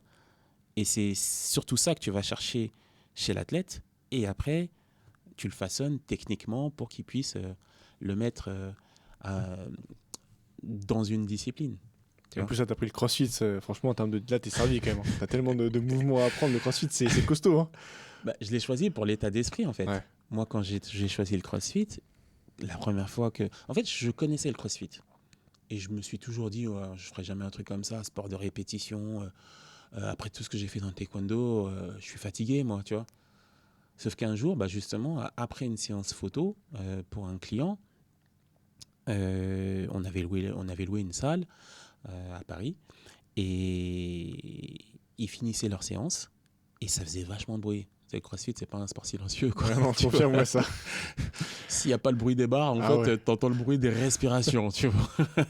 C'est clair. Parce que ça respire. Ah ouais, tu m'étonnes. Et pour le coup, je me suis dit, tiens, c'est bizarre, je vais aller voir. Et en regardant les gars et les nanas, j'ai dit, mais c'est exactement ce qui me correspond. Cette bagarre, en fait, tu vois, de pas lâcher, c'était la synthèse de ce que j'étais dans le taekwondo. Et j'ai dit, je pense que je peux me retrouver dans cette discipline juste par rapport à ça. J'ai pas regardé l'aspect technique de tel mouvement ou quoi que ce soit, juste l'état d'esprit qu'il faut avoir dans cette discipline, tu vois. Et comme je suis quelqu'un qui fait pas les choses à moitié, le lendemain, je suis revenu, j'ai payé la saison. Direct. Comme ça, il n'y a pas de retour en arrière. Il n'y a pas de retour en arrière. Et donc, j'ai commencé comme ça. T'as pris l'abonnement annuel. Direct. Les mecs, ils se disent, mais lui, il est trop déterminé, laisse tomber. Ouais, mais après, c'est ma manière de C'est fonctionner. trop bien, incroyable. C'est ma manière de fonctionner pour tout. Moi, il n'y a pas d'hésitation, il n'y a pas de 50 000 questions. C'est quand je viens, je paye et on y va, quoi, tu vois. Les questions, elles ont été posées avant, en tout cas dans ma tête, Ouais. même pas à la personne qui m'a reçu. Et voilà, et plus important pour moi, c'était de bouger. En vrai, tu trouves juste une discipline. La discipline, c'est juste un moyen de, tu vois. Juste avant ça, j'ai testé le MMA. Ok. Tu vois, j'avais testé le MMA. J'ai arrêté pour des raisons qui n'étaient pas forcément liées au MMA, mais plus aux personnes avec qui j'étais à ce moment-là, tu vois. Qui n'étaient pas forcément des personnes honnêtes. Mais c'est un mal pour un bien, parce que derrière, ça m'a permis de connaître le CrossFit et je suis le plus heureux du monde aujourd'hui, tu vois. Donc ça, c'est sur l'aspect sportif, tu vois. Et puis après, il y a eu toute l'évolution, on en parlera après, qu'il y a eu. Et après, au niveau professionnel, donc la photo, j'ai commencé pendant que j'étais en carrière. Ok. Donc, si tu veux, pour moi, ça n'a pas été une transition, ça n'a pas été une nouvelle transition, parce que c'était plus difficile de gérer avec le taekwondo, parce que je n'avais pas les libertés comme je les souhaitais. Parce que des fois, j'ai dû refuser des boulots parce qu'on ne me donnait pas l'autorisation de quitter l'entraînement. Ok. Tu vois, oui, c'est la réalité. L'entraînement, c'est comme le boulot. Hein. T'as entraînement tous les jours à telle heure. T'arrives, tu dis, on m'a appelé pour pouvoir bosser tel jour. Est-ce que je peux être libéré? Non. Bon, voilà. Salut le client. Ouais. C'est dur parce que tu dis non à du boulot, alors que t'en gagnes pas dans le taekwondo, quoi. Tu vois, tu gagnes pas d'argent.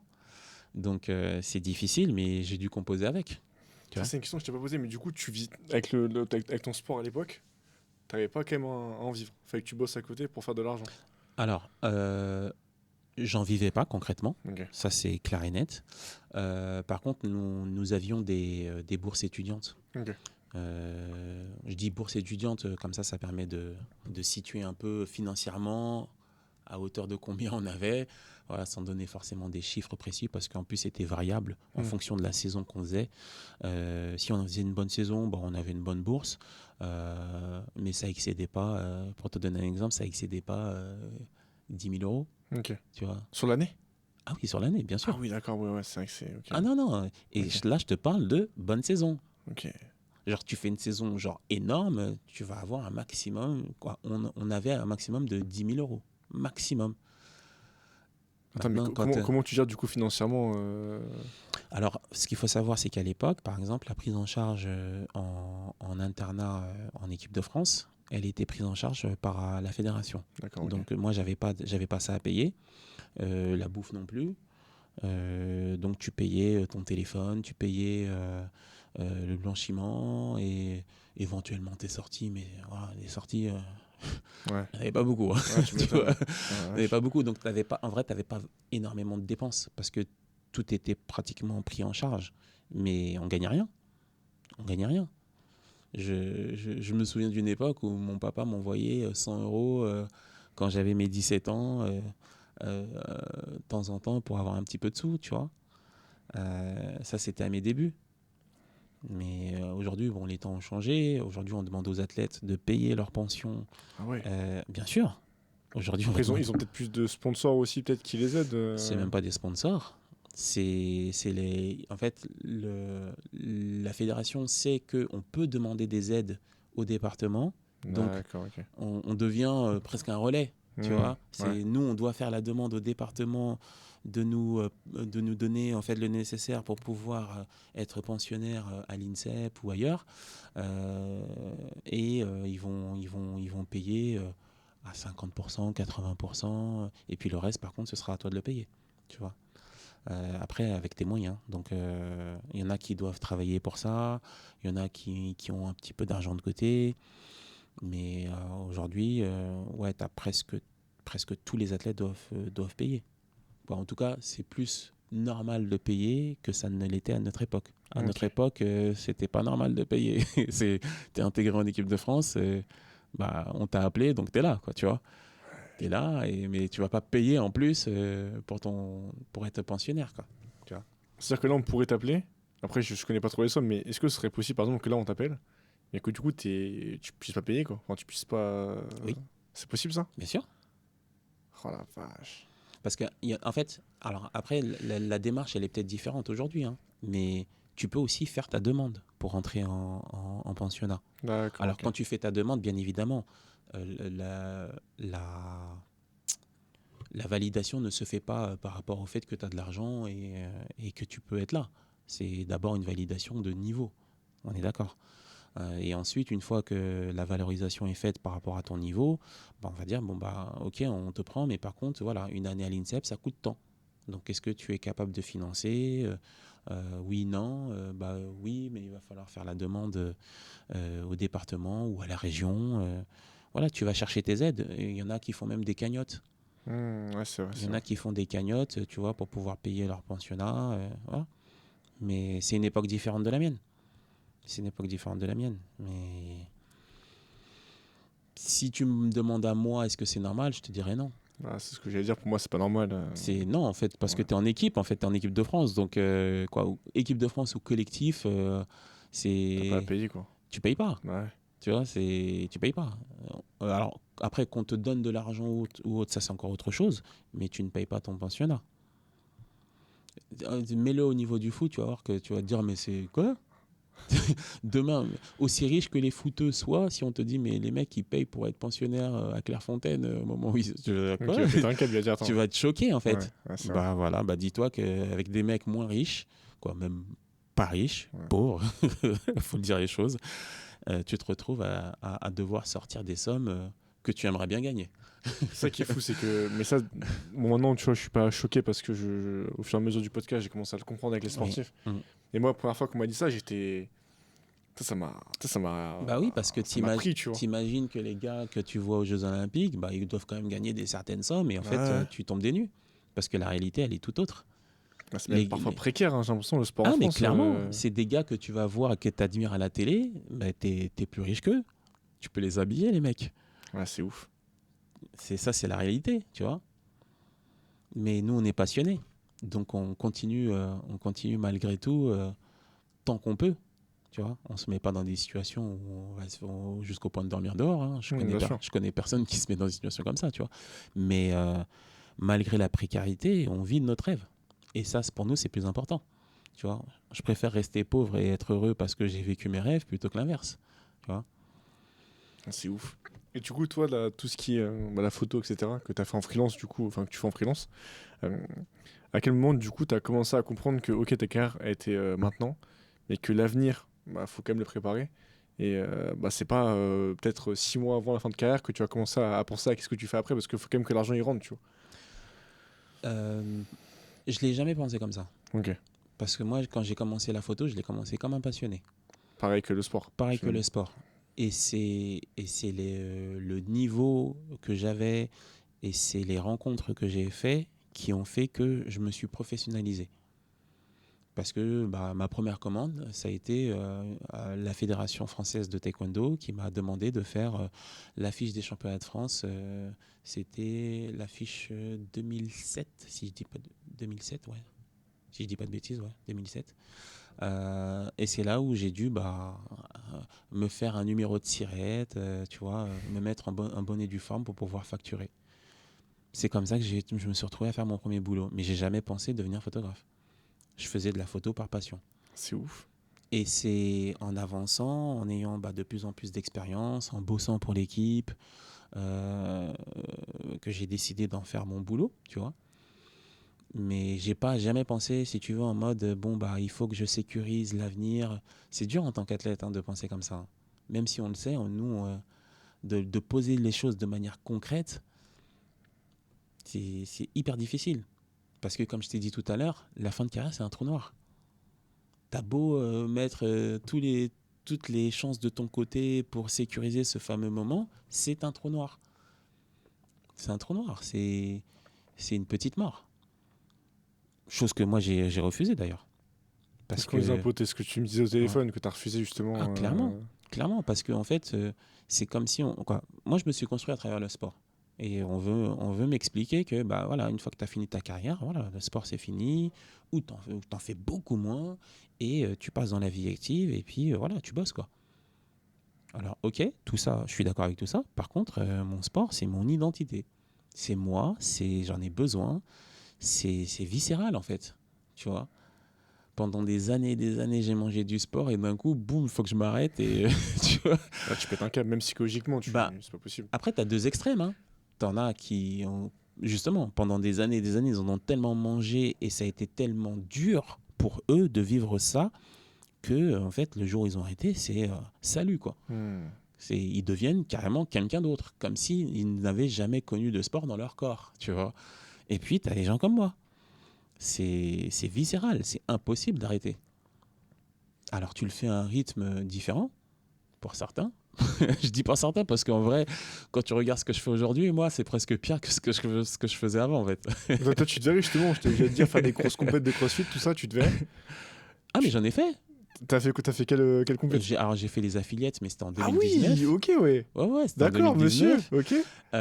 Là, je m'y suis pas remis pour la simple et bonne raison que, comme je marche pas sur les mains, que ma natation est juste très aléatoire, c'est des compètes où il faut quand même gérer ces éléments-là et que ça me frustre en fait de me retrouver à la compète et d'avoir ces trous dans mon fitness entre guillemets. Ah, t'as quand même fait des affiliates, c'est pas mal, ouais. Ouais, non, non, non, je fais des compètes. Je veux faire des compètes sérieuses, tu vois. Tu devrais un jour, bon après c'est vraiment pour les puristes, mais faire les French par exemple?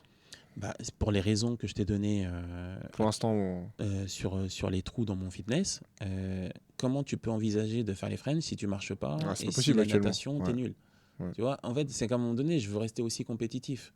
Alors, ce que j'entends par compétitif, ça veut pas forcément dire faut que je marche sur les mains comme un gymnaste, mais faut au moins que je marche. Oui, tu vois. bien sûr, oui. Si tu marches pas, justement, aux affiliates, j'ai vécu ce moment. Un WOD où il y avait de l'assaut bike et puis derrière, tu devais marcher sur les mains. J'ai fait de l'assaut bike. Et tout le WOD, j'ai essayé de marcher. C'est hyper frustrant. Ah ouais, tu m'étonnes. C'est hyper frustrant. Donc voilà, là, mon objectif, c'est quand même d'assurer d'être au moins moyen, tu vois, sur ces trucs-là. Que ça soit un frein, oui, mais pas un trou quoi, qui fait que je descends dans le classement et que la compète après n'ait plus de sens par rapport à mes faiblesses, quoi. Donc, tant que j'ai pas complété ces trucs-là, je m'amuse pas à faire des qualifs pour Oui, financer la compète, bien quoi. sûr. Tu vois, c'est ça la réalité. C'est qu'à un moment donné, tu fais des qualifs, allez, par chance, alors forcément, je vais pas avoir de la natation en qualif, ça c'est sûr, mais de la marche sur les mains, il y a de grandes chances Ouais. que j'en ai. Et puis, tu fais pas une compète en te disant, j'espère qu'il y aura pas de la marche sur les mains. Tu vois. C'est pas la bonne approche. Bah, ou sinon, si t'es là en vacancier, tu peux, Sinon, mais, tu vas dans les tribunes et tu. mais j'ai pas envie d'arriver en vacancier. J'ai Ouais. envie de donner le meilleur de moi-même, d'être fier de moi et d'être content de la bagarre que je vais faire avec les autres, tu vois. Donc il y a, dans les premières années de CrossFit, bien évidemment, j'ai tenté les French parce que ouais, c'est super à la mode de vouloir faire les On a French. tous essayé, on a tous essayé, Mais ouais. tout ça, moi, ça m'a passé en fait. Tu vois, je suis plus dans ces trucs-là de ouais, je vais absolument faire les French et je fais les qualifs même si j'ai pas de niveau. Ah, c'est dur, bah ouais, mais t'as pas de niveau, mec. Tu vois. Donc aujourd'hui, je connais mon niveau. Je sais que les mecs devant, ils sont hyper solides et qu'en plus, bah, comme je suis un master, les places sont très T'as restreintes. beaucoup moins de place, ouais. Bah oui, c'est ça Ouais. aussi la réalité, tu vois. Quand tu es en élite, bah, c'est très dur, mais tu as quand même 40 places, si je Ouais. dis pas de bêtises. Ouais, c'est ça. Sur les French, tu as 10 places. T'imagines? 10 places, tu marches pas sur les mains, tu es bancal sur certains trucs, tu vas juste financer la compète. Parce que le niveau en master, il est quand même, il reste costaud, il est Ah très non, mais costaud. il est très très solide. Il est très solide, ouais. Non, non, il est très très solide. Ouais. C'est, en fait, y a pas de. En vrai, c'est des masters, donc c'est moins fort qu'en élite, mais c'est costaud. C'est-à-dire qu'il n'y a pas. Quoi, je veux dire, il n'y a pas quelqu'un qui a un niveau. Un petit niveau au CrossFit qui va se dire bah tiens je vais faire la compète en master et ça va bien se passer tu vois. Ça Non, va non, mal se passer pour lui, là. ça va Il sera mal se pas du passer tout- aussi pour toi. Ouais, c'est Tu prends ta dose aussi tu vois. Ouais, c'est clair. Donc non le but quand même c'est d'arriver préparé et de faire les choses en pensant qu'elles sont réalisables. Voilà. Si je fais des qualifs, c'est que j'imagine que je peux me qualifier. Je peux pas faire des qualifs en me disant ouais je pense pas que ça va le faire. Tu vois. Donc l'état d'esprit il est important aussi. Tu vois. Donc je pense que j'y reviendrai, mais quand je me sentirai prêt et avec un fitness correct. Tu vois. Ce serait génial. Moi, j'aimerais te Ouais. voir même au Marseille, tu vois, ou même J'ai aux affiliates. Les Marseille, j'ai déjà fait en équipe. T'as fait les Marseillais sur Bien l'équipe? sûr. Putain, c'est solide, franchement. Ouais, mais après, Je sais faut pas s'ils s'en rendent compte les gens, mais c'est C'est- solide, hein. Non, les Marseille, c'est costaud. En C'est plus, costaud. parce que après, je me rends pas compte, c'est que maintenant les crossfitters, ils sont quand même assez musclés. Toi, t'es quand même assez lourd, non, pour un crossfitter? Eh ben, tu vois, ça j'y pensais il y a pas longtemps et le temps me donne raison, donc je suis trop content. Moi, quand j'ai commencé le CrossFit en 2016, je démarre le CrossFit, je suis à Ça 85 fait quasiment kilos. 10 ans que t'en fais maintenant du crossfit. Ouais, bien sûr. Putain. Je suis à Ok. 85 kilos quand je démarre le CrossFit. D'accord. Un an après le démarrage du CrossFit, on a un séminaire nutrition dans notre Oui. box. Parce que la nutrition, pour ceux qui ne connaissent pas le CrossFit, c'est quelque chose de très impliqué dans le très impliqué pardon dans la pratique. Hein. Oui, c'est dans la méthode. Voilà, ils dans mettent la ça en méthode, avant, voilà, ouais. ils mettent beaucoup ça en avant et c'est la base de la pyramide. Et donc, si tu veux, moi, dans ce séminaire, j'ai un peu confronté mes anciennes connaissances du taekwondo et celles de la nutrition pure, quoi, tu vois. Et je me suis rendu compte que j'ai été carrément à côté de la plaque pendant toute ma carrière. Putain, c'est ouf. Parce que, bah oui, mais après, moi, je suis encore une fois d'une autre époque. Oui, bien sûr. C'est les Ouais. informations que tu as aujourd'hui sur les réseaux, j'ai presque envie de dire, elles viennent à toi, tu vois, presque sans chercher. Oui, c'est vrai, tu vois. mais oui, plus ou moins. Ouais. Alors que moi, à mon époque, si tu veux savoir comment consommer au niveau Fallait que tu nutrition, creuses. Fallait vraiment que tu trouves. fallait faire des vraies recherches, Ouais. tu vois. Et puis, il fallait presque même aller dans une bibliothèque, tu vois, Ouais. à la limite. Donc, la démarche était complètement différente. Et puis, on recopiait les anciens. Et recopier les anciens, bah, c'était, quand tu fais un régime, c'est, ouais, tu coupes tout et tu gardes juste les protéines, quoi. Mais quand je dis les protéines, c'est pas les protéines à boire. C'est, tu manges juste viande, poisson, œufs, mais glucides et tout, tu coupes. Et C'était te ça la permet strat à l'époque. Bah, c'est comme ça que moi, j'ai fait mes Waouh, régimes. Ok, ouais. Tous mes régimes. Waouh. Quand j'étais en combat, en taekwondo, j'ai jamais fait autrement. Ok. Et donc là, tu te rends compte que, waouh, donc j'ai fait toute une carrière en étant sous-alimenté, quoi. Ouais, c'est ce que j'allais dire. Putain, c'est là que c'est encore plus fort, quoi. Ouais, mais après, ce qu'il faut comprendre, c'est que c'est un sport de combat. Ouais. Et le sport de combat, même si on a tous des besoins physiologiques, hein, ce qui est normal, le mental a une part importante. Tu vois, tu peux arriver physiologiquement prêt, si ton mental il est pas là, c'est mort. Ok. Tu vois. Alors, il y a beaucoup de disciplines où c'est important, mais dans le combat, c'est encore plus important. Tu es en confrontation avec un humain. Tu n'es pas dans ta performance à toi, tout seul. Tu comprends Bien ce que je sûr, veux ouais, dire? bien sûr. C'est comme je dis, hein, dans un sport de combat, quand tu perds, tu te fais massacrer. Tu vois, en athlétisme, quand tu perds une course, Petite pause dans le podcast pour vous parler de Giftasso, un partenaire qui me tient vraiment à cœur. Giftasso, c'est une plateforme qui permet de soutenir facilement des associations, qu'elles soient sportives, comme des clubs de quartier, ou solidaires, comme celles qui accompagnent des enfants malades, des personnes en situation de handicap ou en grande difficulté. Ce que j'aime avec Giftasso, c'est que tout est simple, transparent et surtout utile.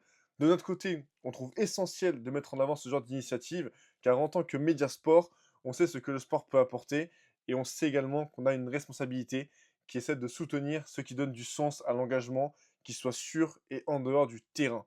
Alors si vous aussi, vous voulez faire une différence, allez jeter un œil à ce que fait Giftasso. Je vous mets le lien en commentaire. Merci à eux pour l'engagement, et maintenant, retour à l'épisode. Tu perds une course, ouais. t'es derrière, Ouais, c'est c'est tout. ça, ouais. Tu vois. Donc, tu vois, la défaite, elle n'est pas vécue de la même manière, en fait, dans ces deux disciplines. Et donc, moi, quand je suis rentré donc, dans le CrossFit, je me suis tout de suite dit, waouh, toutes ces charges à prendre et tout.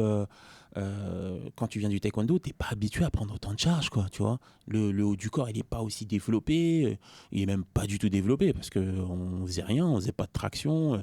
Ah ouais, Le sport, encore une fois, a évolué, mais ouais. tu vois, dans la préparation physique, on faisait rien dans le haut du corps. On faisait des abdos, mais c'est tout, du gainage, tu vois.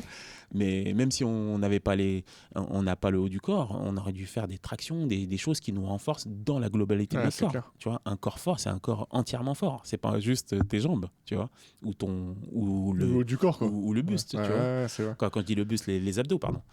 Donc du coup, dans tout ça, bah voilà, j'ai pris du poids en ayant un plan de nutrition adapté. L'objectif premier, c'était d'avoir suffisamment d'apports. C'est pour ça que j'ai commencé mon plan de nutrition. Et j'ai demandé en objectif secondaire, si je peux prendre de la masse, tant mieux, quoi, tu vois. Mais ce n'était pas mon objectif principal. Tu vois. L'esthétisme, en fait, quand tu es athlète, tu t'en fous.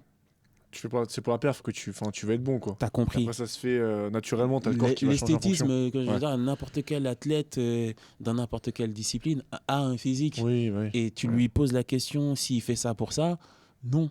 Il s'en fout en fait de son physique. Et c'est parce que ton physique, en fait, c'est pas ça ta performance. Bien sûr. Fait pas Après, du c'est quand même on fait plaisant pas- d'avoir un corps bien, mais c'est pas pour ça qu'on le fait. Oui, mais en fait, c'est Ouais. pas une performance en fait. Ouais, je suis Tu vois, d'accord. fais la nuance. Ouais. C'est un athlète, il combat ou il fait sa compétition pour la performance, pour les titres. C'est être athlétique, avoir des abdos, tout ce que tu veux. Ça En fait, fait- on ouais, s'en fout, ouais. tu vois. Si c'est pas efficace, ça sert à rien. Voilà, donc Ouais. si tu veux, la prise de masse, moi, c'était pas dans un but d'être. J'avais pas la vision de ce que je suis aujourd'hui, par exemple, tu vois. Vraiment pas du tout. Je voulais prendre en masse pour être plus fort, tu vois. Et donc, je suis parti dans ce truc-là jusqu'à monter à 100 kilos. Et, Solide, ouais. et à cette époque, je te dis, tout le monde, ouais, mais t'es trop lourd pour le CrossFit, patati et patata. Mais moi, c'était ma vision à moi, tu vois. Et je devais composer malgré tout avec ma vision à moi. Moi, je comptais pas être un chat maigre et essayer de soulever des charges lourdes. Je voulais être solide, comme je le suis aujourd'hui, et malgré tout, être endurant et avoir du cardio. Alors, bien évidemment, hein, ça coûte beaucoup plus cher, ça demande beaucoup plus d'énergie, mais moi, je préférais ce format-là, tu vois. Et aujourd'hui, tu te rends compte que je suis exactement dans le bon dosage. Les athlètes CrossFit Games, ils se rapprochent tous des 100 kilos pratiquement. Ils sont lourds. Ils sont Ouais. lourds. Tu as des athlètes qui sont même à 103 kilos, 105 kilos, qui ont un cardio, mais que nous, on ne tiendrait jamais. Donc tu te rends compte qu'il faut être de plus en plus épais dans le CrossFit parce que toute la charge physique qu'on te demande, en fait, ton corps a besoin de pouvoir l'encaisser, quoi. Et il faut de l'épaisseur, tu vois. C'est qu'à un moment donné, ce qui tient notre corps, c'est notre masse musculaire. Ouais, c'est Et clair. encore une fois, ça coûte cher. Mais tu peux construire un cardio en conséquence de cette masse. Alors, ça va te demander beaucoup plus que quelqu'un qui fait 15 kilos de moins. Mais peut-être que celui qui fait 15 kilos de moins, soulever des charges, ça va lui demander beaucoup plus. Après, c'est le principe du CrossFit. Il n'y a pas de catégorie de poids. Donc, à toi de trouver le juste milieu qui va te permettre d'être bien dans ton cardiovasculaire et en même temps dans ta force et dans ton endurance, quoi, tu vois. C'est ça qui est intéressant dans ce sport. Après, comme tu dis, c'est avec les barres au CrossFit, moi j'ai vu l'évolution tous les ans. De toute façon, tu le vois aux Open. Ils mettent des poids en plus sur les barres. Tout ce qui est deadlift, clean, tout ça, les barres. Même maintenant, je vois les poids qu'ils mettent. Moi, j'ai arrêté le CrossFit il y a 2 ans, tu vois. Putain, je me dis, oh la vache, il y a plein de WOD. Bah non, je sais pas si je les ferai en RX, honnêtement. Pour te dire, l'évolution entre ce que j'ai commencé et aujourd'hui, chez les jeunes, elle est juste affolante. Ouais. C'est-à-dire que les perfs des élites de l'époque, aujourd'hui, les jeunes qui ont 16 ans, ils les font. Ouais, ils les font. Ouais. Et j'ai toujours dit, la nouvelle génération de crossfitters, là, ils vont pas laisser de chance à ceux qui ont démarré le crossfit aujourd'hui impossible, ou dans 2 ans, 3 ans. Ouais. Parce qu'ils sont tellement forts en étant jeunes. En fait, ça crée un gap de différence entre un débutant et eux qui est juste impossible à rattraper. Ouais. Impossible. Moi, je suis arrivé encore dans une année où tu peux un peu rivaliser quand même, tu vois, avec les meilleurs. Mais il faut quand même beaucoup d'entraînement. Ouais, faut renvoyer. Mais la prochaine génération, c'est impossible. Ils sont trop forts. Les mecs à 16 ans, ils te snatchent des 110. Ouais. Et ils savent tout faire. Il n'y a pas un mouvement qui maîtrise pas. Et ils savent tout faire, tu vois. Et tu vois leur niveau, tu dis, ils ont 16 ans. Ça va être quoi dans 10 ans, ces mecs-là ? Ils ont pris de la masse. Tu vois ce que je veux dire ? Mentalement, ce sera mieux aussi. Tu vois ce que je veux dire ? Dans 10 ans, ils vont avoir des perfs, elles seront monstrueuses. Ouais, c'est tu vois ? Et donc, tu te rends compte que plus ça va, et plus, en fait, les gars sont capables de soulever des charges presque dans une équivalence de ce qu'ils sont capables de faire en haltéro. Tu vois, parce que quand tu vas chercher vraiment dans la spécificité de chaque discipline, soulever 100 kilos en snatch à l'arraché, pour un jeune, en haltéro, c'est pas difficile. Oui, voilà, c'est clair. Tu vois ce que je veux dire ? Mais en fait, tu te rends compte que le CrossFit, du coup, les jeunes se rapprochent justement de ce truc-là. Et je suis sûr qu'à un moment donné, tu vas te retrouver avec des athlètes qui seront à niveau presque équivalent que de jeunes athlètes en haltéro. Je ne te parle pas des athlètes seniors, parce qu'après, on est sur encore un autre niveau. Tu m'étonnes. Où c'est des charges, après c'est surhumain pour moi. Te mettre des 200 kilos au-dessus de la tête, ça 160, 150, je les rêve même pas, tellement pour te dire, c'est des perfs juste incroyables, tu vois. Mais chez les jeunes, en tout cas, au CrossFit, ils font des perfs aujourd'hui qui sont pour moi incroyables. Mais de toute façon, il y en a plein, parce que moi à l'époque, dans mon travail d'avant, tu sais, je vendais en fait les compléments au box de CrossFit. Oui. Et j'étais parti voir CrossFit Serval, oui, dans le sud, qui est avec Alexandre Toumi. Oui. D'ailleurs, que je salue s'il écoute les podcasts. Et en fait, il montrait sa box. Et lui, c'est un centre de formation. Il a les mecs et les filles qui dorment là, qui peuvent faire des siestes là-bas. Il a une box vraiment qui est magnifique. Ouais. Et lui, il a vraiment vu ça comme, ok, le CrossFit, maintenant, on va faire un truc pro. Et d'ailleurs, tu vois, Alexandre, il a fait une putain de perf encore aux Open. Et en fait, il a une équipe qui fait monter avec lui. Ouais. Et moi, dans le podcast, pareil, c'est ce que je dis. Maintenant, on est contacté par beaucoup d'agents, relations presse, etc. Et la dernière fois, j'ai quelqu'un qui me contacte, Théo, d'ailleurs que je salue, qui me dit, ouais, écoute, là, j'ai des profils en CrossFit des jeunes, mais ils sont monstrueux, tu vois. Et moi, je vais sur leur compte Instagram, je dis, putain, ouais, ils sont monstrueux, tu vois. Et après, de toute façon, c'est bien, ça va avec le sport. Et je suis curieux de voir, parce que le CrossFit, pour moi, c'est ce que je dis. Moi, là, actuellement, j'ai arrêté ce sport, et pour moi, je trouve que c'est le plus beau sport qui existe, parce qu'il y a tellement de choses à maîtriser. Ah, ça. Il faut aussi que toi, tu fasses des choix, tu vois. C'est, comme tu as dit, est-ce que je veux prendre de la masse ? Est-ce qu'au contraire, je veux maigrir ? Après, dans des types de WOD, j'aurai ma force et mes inconvénients, tu vois. Ouais. Mais c'est un sport, je trouve, qui est trop bien. Et même la mentalité, tu vois, c'est un sport qui est génial. Et moi, je l'ai toujours dit, mais le CrossFit, quand j'en faisais, j'étais en super forme, quoi. Tu es en super forme. Donc, mais écoute, Mamedi, on a fait en tout cas, nous, un beau tour sur ce podcast. Ouais. J'étais très content de te recevoir. C'était un plaisir. J'espère que, tu vois, le format était vraiment détente, hein, tu vois. Ouais. Et je pense que je vais garder Pour tout te dire, au début, j'étais perturbé parce que, justement, on n'était pas dans la configuration habituelle. Donc, j'ai eu du mal, tu vois, à vraiment me mettre à l'aise avec la table, tout ça. Mais une fois que j'étais comme ça, c'est bon, j'ai trouvé Non, je pense angle. que c'est beaucoup mieux et c'est plus naturel. De manière naturelle, tu vas pas te poser dans un café avec quelqu'un et tu parles à côté en étant. Ouais, je lui parle comme Tu ça, vois ce que je veux tu dire. fais un torticolis à la fin de la journée. T'es pas très à l'aise. Là, Ouais. on est dans une posture où on n'a pas besoin de forcer sur notre justement. J'étais nickel, hein. Notre Franchement, j'étais posture, trop et bien. puis c'est quelque chose de naturel, quoi. Ouais, c'était Mais, génial. non, c'était bien, c'était bien. C'est Tu passé, vois, c'est passé vite. Je sais pas combien de temps, parce que c'est ce que je veux dire à Cédric, j'ai pas le temps de combien de temps on est resté. Je pense qu'on va dépasser un peu. Ouais, quasiment 1h30, Ouais. tu vois, putain, on devrait rester qu'1 heure. Bon, Ah bon? ouais, Tu pensais faire 1 heure? Je pensais, bah généralement Non. c'est ce qu'on fait, tu vois. Mais, Non, mais non. bon, c'est pas. Bah, pas- après, c'est moi, pas je sais grave. que je parle beaucoup. Je sais que je parle beaucoup et que quand je commence à partir, je prends des raccourcis, des trucs. Non, 1 heure, c'est trop. Bah, Mais- surtout quand je parle des choses qui me passionnent. Je sais que en général, je suis un moulin à parole. Non, mais ça valait le coup parce qu'au contraire, tu vois, ce qui est bien, c'est que le but, c'est justement, on parle de ton expérience. Ouais. Mais au final, tu sais, t'es un humain, tout le monde. Demain, je prends, tu vois, j'ai eu Dylan, j'ai eu Isma, il y a eu toi, qui font en soi, vous faites le même sport, Oui. même si le sport il a évolué, etc. Ouais. Mais l'approche, à chaque fois, elle est différente. Oui, bah, c'est ça qui est trop bien, tu vois. Bah, on est des individualités. Hein, donc, C'est ça. Et t'as toujours en fait des leçons à en tirer, et tu vois, bah, à la fin, on dévie, et ce qui est cool, c'est que c'est vraiment une discussion, tu vois. Moi, je t'avoue que les questions, j'en ai peut-être regardé 3, et après, c'est parti en freestyle, parce que bah, je réponds à ce qui me Ouais. semble intéressant sur Bien l'instant, sûr, tu vois, je bien sûr, lis bien le sûr. truc. Ouais. Mais écoute, Mamedi, où est-ce qu'on peut te suivre rapidement? T'as une caméra qui est juste ici. Si tu veux dire tes Insta, ou même ton site pour les photos, etc. Tu peux tout Ouais. balancer. Alors, pour me suivre sur les réseaux, vous pouvez le faire sur Instagram, @mamedi_doukara. Sur mon compte photo, c'est.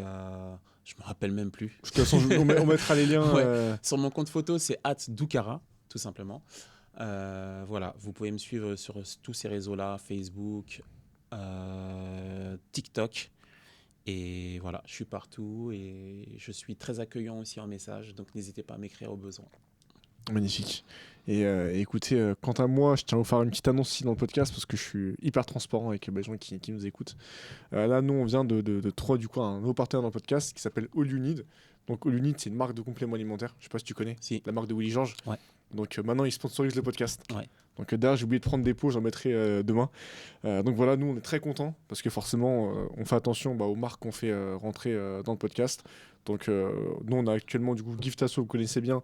Et on a aussi All You Need. Donc, voilà, c'est nos deux partenaires pour l'instant dans le podcast. Donc, on les remercie parce que forcément, c'est grâce à eux si on peut faire ça aujourd'hui. Et en plus, c'est des belles causes.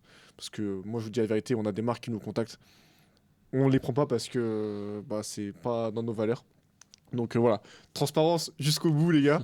Pareil, allez suivre aussi nous sur les réseaux parce qu'on le dit jamais, mais on est sur Instagram, TikTok, YouTube. Sur YouTube, on a dépassé les 15K. Bien, Pas mal pour un podcast, franchement. c'est bien, c'est bien. Ça commence à être solide, donc on vous remercie. Et on ne dit jamais assez, mais tout ce qui est Spotify, mettez des étoiles, abonnez-vous. Pour vous, c'est pas grand-chose, pour nous, c'est beaucoup. Il m'avait dit, je te serre la main quand même.